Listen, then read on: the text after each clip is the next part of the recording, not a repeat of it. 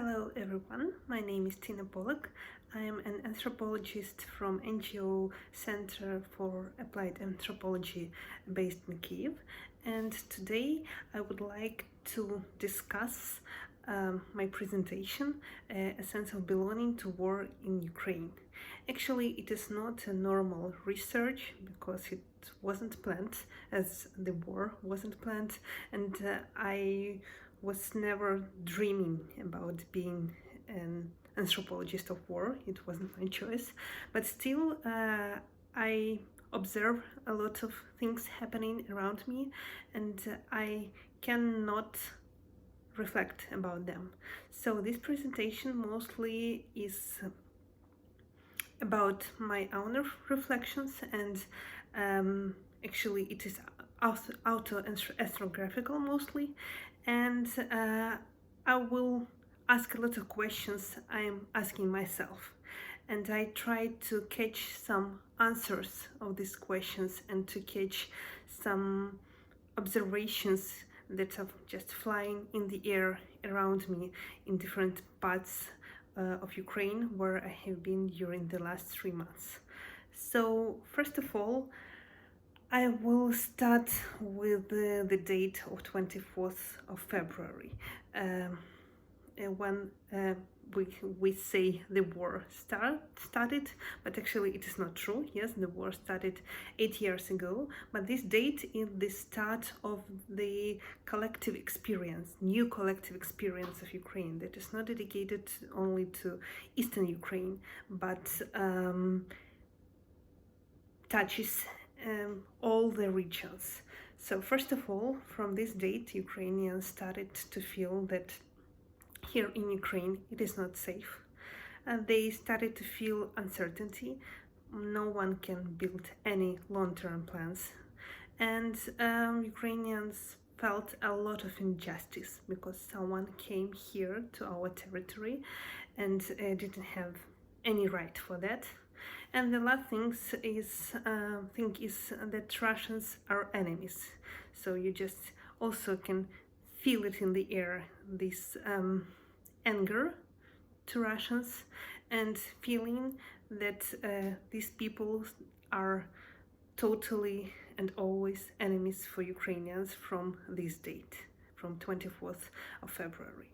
And but in spite of this collective experience, we have individual experience, because the experience of war is different, and the difference is in what region are you right now.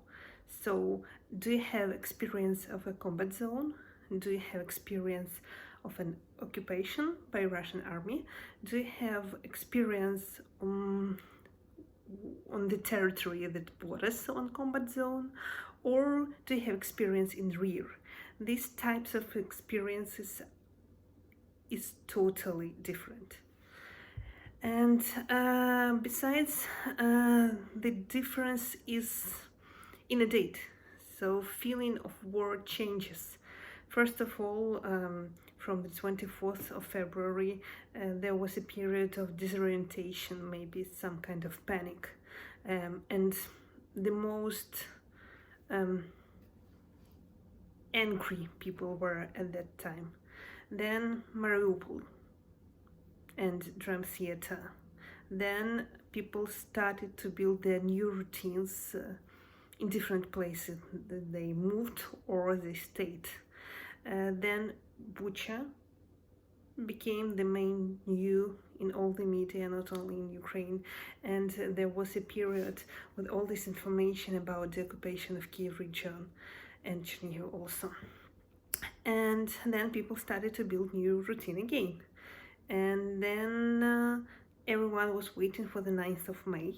Maybe someone could happen on that date, but nothing special happened, and people kept thinking about Azovstal, and then they began to build new routine. And now everyone is reading news about what's happening in the east of Ukraine and building new routine again. So this feeling of war is just some events and your routine, some events and your routine all the time. And the sense of belonging is changing during this period. It is different. Actually, the question I'm asking myself while doing this presentation is, how do people belong to war in Ukraine? And the frame for this presentation is are researches by Nira Yuval Davis, a lot of her works. Maybe she's one of the most influential scholars of belonging, and she points out that belonging is not just about membership, rights and duties, and it can't be reduced only to identities and identifications. And belonging is a deep emotional need of people. And I will try to show these emotions from the inside, from Ukrainian perspective. Nira Yuval Davis, she's pointing out 3 levels of analysis of belonging. The first level is just social location of the individual. What background does this individual have? And we could start analysis from this. So, where do you live? Or where did you move? Or are you IDP? Or are you a refugee? Or who are you? And what language do you use? Are you a Russian speaking? Do you have Russian origin living in Ukraine? Or maybe you are from a family who has always some connection to armed forces of Ukraine or Soviet army, and this influences a lot. So about in the case of belonging, and in real situation we can see not very clear solidarity, because a lot of people from Eastern Ukraine and from Central Ukraine were moving to Western Ukraine during the first months of war, and they experienced the language difference.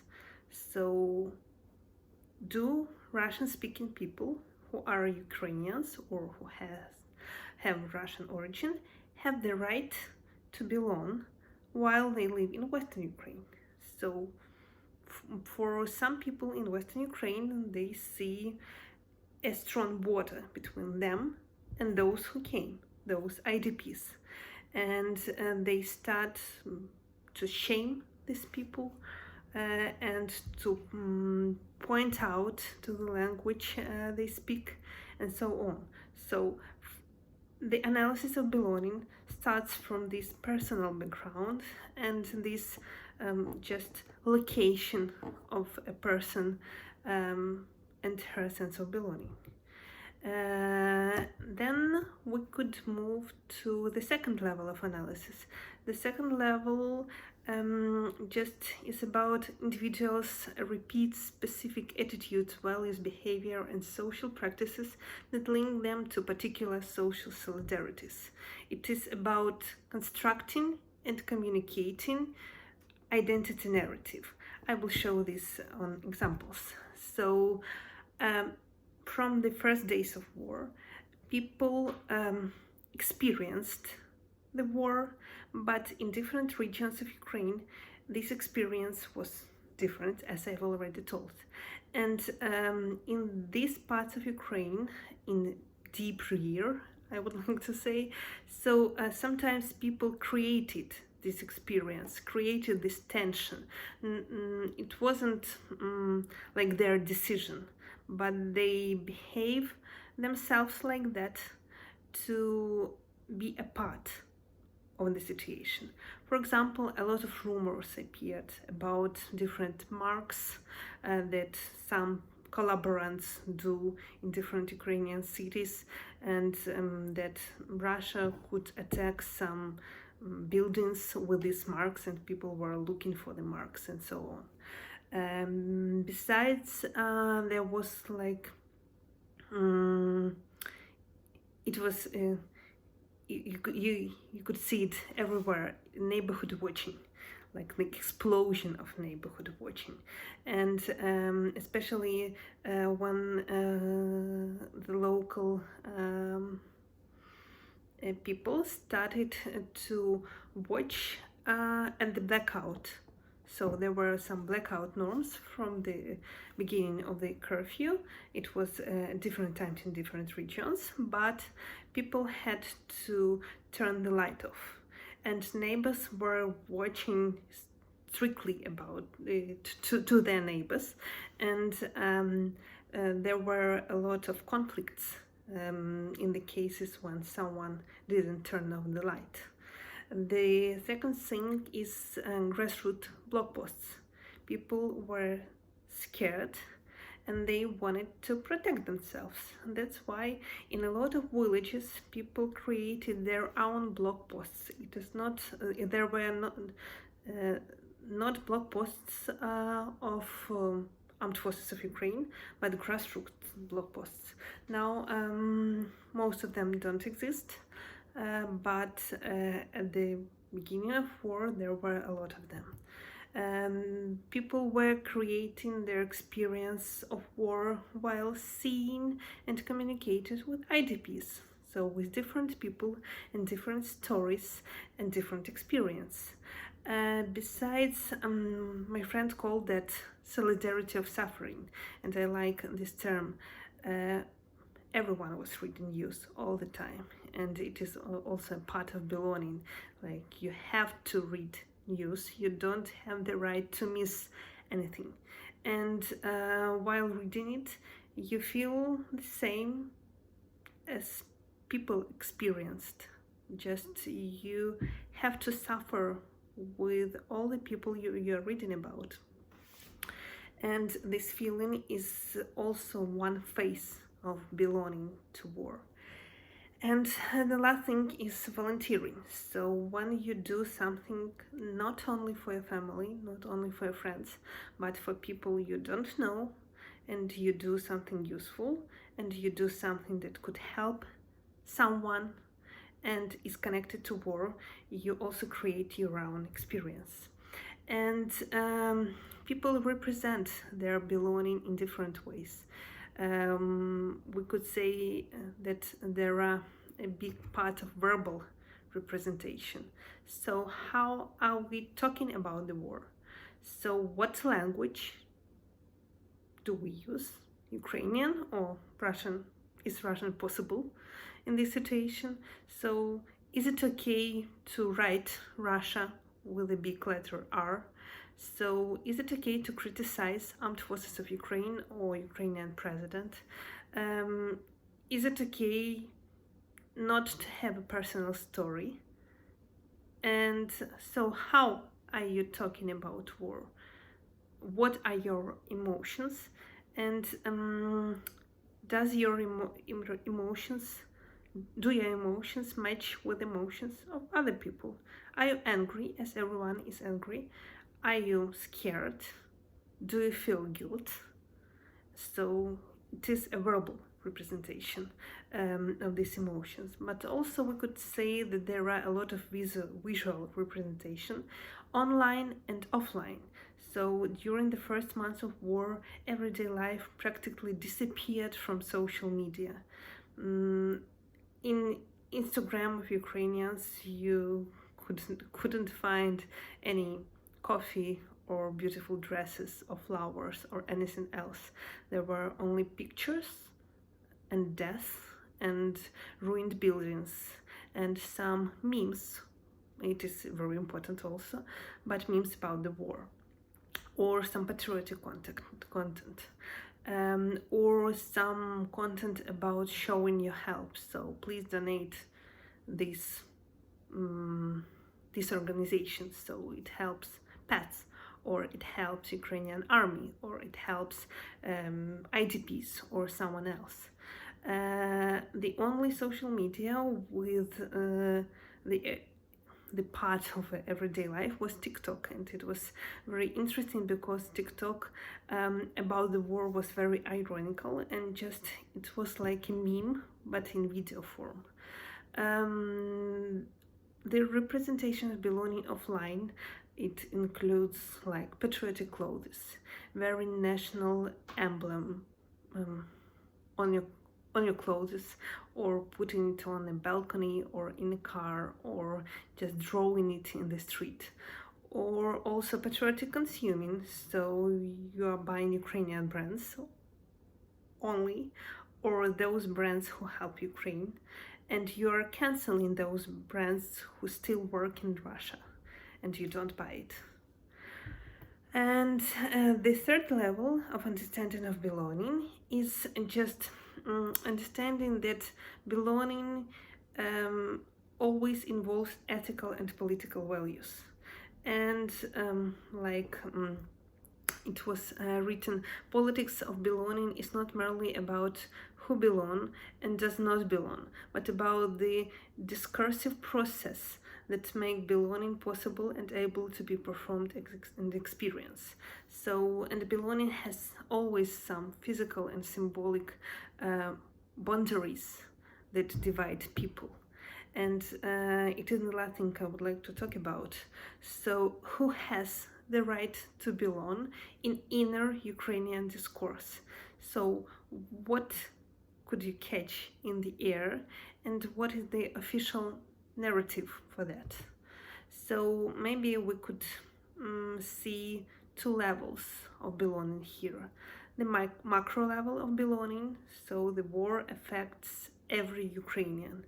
And the micro level of belonging, who has the right to belong, even if we are talking about Ukrainians only.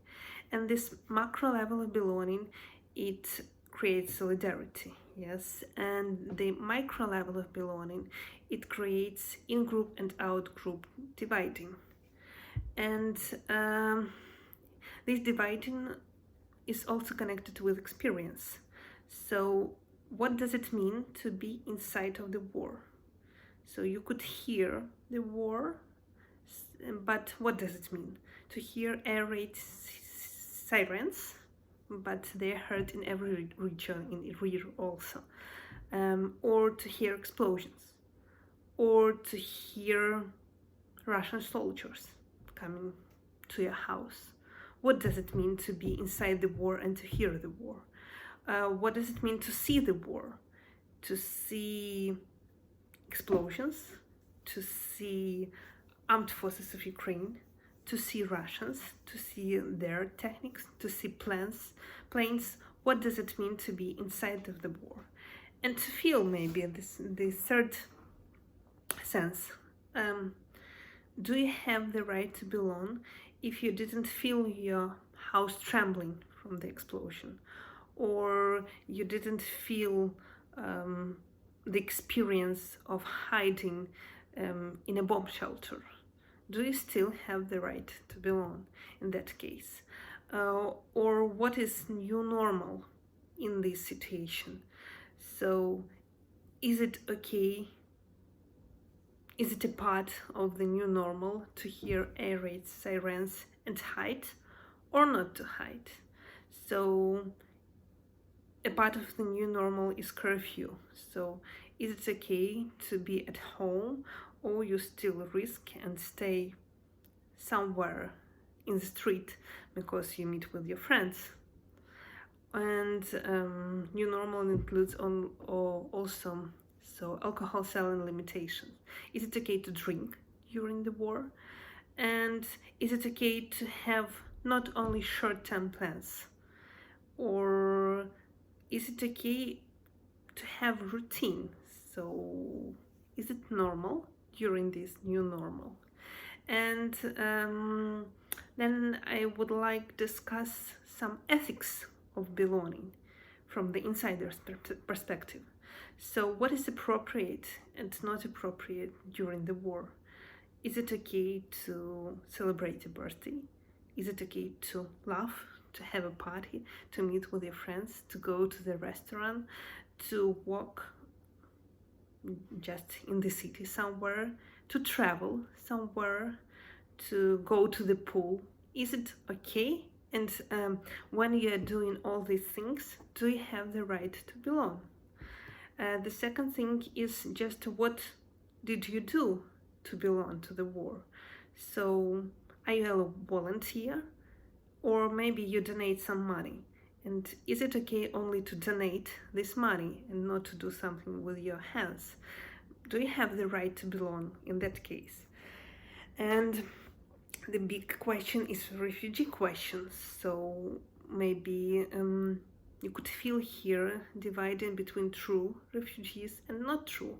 So those who came from combat zones and those who just ran away from Ukraine while living in rear, and some kind of a preventive migration. And so do you have the right to belong when you leave Ukraine, or you have to stay in any situation here? It is a very discussive question. And the last thing is about the news. I was talking about it. So do you have the right to belong if you don't follow news all the time? If you don't know what happened 1 hour ago somewhere in Lviv, where the infrastructure was damaged by a Russian rocket? And these questions, I don't have answers for them. And actually official narrative also don't give answers to these questions. And these questions, they make a lot of tension inside here, because people are expecting for the same way of belonging to war from the other people. So they are waiting that. So for example, someone is celebrating the birthday and ask all the guests to donate some money to Armed Forces of Ukraine instead of a present. And when someone other is celebrating a birthday and don't do that, so it starts a tension between people. And the big question is about this sense of belonging to war after the war. So what will be the official narrative and official discourse for the belonging? So what will be said to keep the solidarity inside the nation? And what will be okay and what will be not okay after the war ends? Thank you for your attention.